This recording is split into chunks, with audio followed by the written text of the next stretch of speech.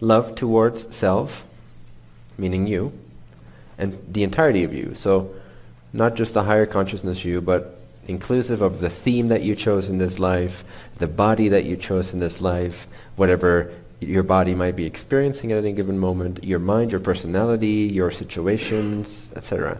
So total love for self, unconditional love for self. Can you be more unconditional in loving self? You, all of you, the complete package, you. Second bullet point under love is love toward other self. Can you live more unconditionally in love towards other self? It's still self, but it's other self. So it's the rest of yourself, as I say sometimes. Others are simply the rest of yourself. Can you live more unconditionally loving towards other self? This is the third point. Love toward the one infinite creator. So this gets in the domain of, the frequency domain of what I would call devotion or faith, or being able to recognize the one divine, call it God, call it source, call it creator, call it existence itself, call it you. Whatever is the word that represents the highest, ultimate, absolute, all-consuming authority, the only one that is. Can you love more unconditionally, more deliberately and more unconditionally the one infinite creator in every experience that you meet, in every person that you meet? Can you love by seeing and loving the one infinite creator more unconditionally than you do at this time? So again, what does that mean unconditionally? It means without conditions. It means that you choose to love because you want to, for no other reason. You want to, it feels good, you know it's true, and you just choose to. That's it. There's no expectation in return. There's no conditions on it. The second category is trust. And the first bullet point is, can you be more unconditionally trusting in being safe? So trust in being safe. Second bullet point, can you trust your spiritual journey / process? Can you trust the process as it unfolds?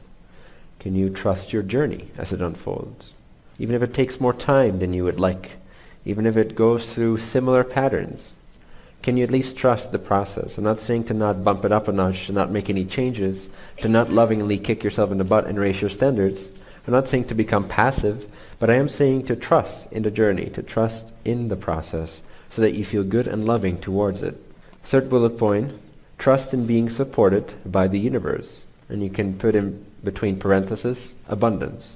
Can you be more trusting in the fact that you are supported, that there is infinite abundance, and that you and your life and the way you wish to create your life is supported by the universe? Can you become more unconditionally faithful towards that, trusting in that, having faith in that? Third category is fearless. First bullet point, can you be more unconditionally fearless in wanting what you want or desiring what you desire? Basically, this means that you are not afraid of your desires anymore. It's very important. Desires is what guide your journey, largely. So you have to trust in, or be fearless in, wanting what you want. Doesn't mean you have to become a maniac about it and you have to manipulate your circumstances to get it. It simply and only means that you become more fearless in acknowledging and accepting and feeling that what you want is what you want. You don't tolerate self-skepticism or self-doubt. If you desire something, at least own it again. Don't go chasing it like a maniac that believes in lack and therefore it needs to get it. But accept that you want what you want and fall in love with that. Okay, so can you become more fearless in what you desire, who you desire to be? Be fearless in that. Trust it. Second bullet point under fearless is fearless in expressing yourself. Can you be more unconditionally fearless in expressing yourself? Whether that is telling the truth of your experience to your partner or someone you're talking to. Can you be truthful in your communication? Fearless in that. But it also means, can you be fearless in showing up to life in whatever way you desire and is part of your passion? Can you be fearless in expressing yourself in general towards nature, towards people, towards the society? Can you be fearless in following your joy and expressing yourself? And the third bullet point is fearless in serving others or other selves or the rest of yourself. Can you be more fearless in being of service? Because oftentimes we like the idea of being of service to others. We've been conditioned to believe that's the good thing to do and it's rightful and it's beautiful and it's ridding you of sin and all those stories. But really, When it comes down to it, a lot of people protect their own bubbles. They protect their own lives.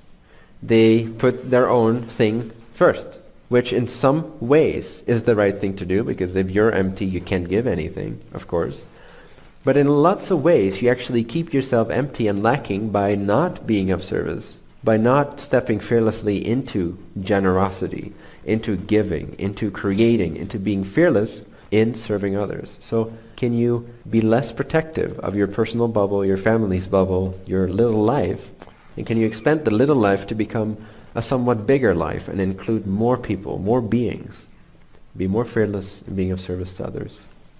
So tonight, before you go to bed, I want you to go through this list. And I want you to do this in a relaxed meditative state where you're tuned into yourself. You're relaxed. You're at ease as much as you can, as much as you are. What I want you to do is to go through these bullet points and just consider these questions. When you consider a question with an open, relaxed mind, it does almost all the work for you. Sometimes it does all the work for you. To be in a state of considering something is to be in a state of openness, is to be in a state of unbiased, non-insistent presence. So ask yourself the question to each bullet point, can I or how can I love more unconditionally towards myself? Or how can I be more unconditionally loving towards myself? And just consider that. Leave it open. Don't think. Don't go heavy into thinking. This is not a mental verbal thing. This is an intuitive, energetic, tactile experience. This is very, almost bodily in a way. It's a very embodied presence type of experience. Okay, so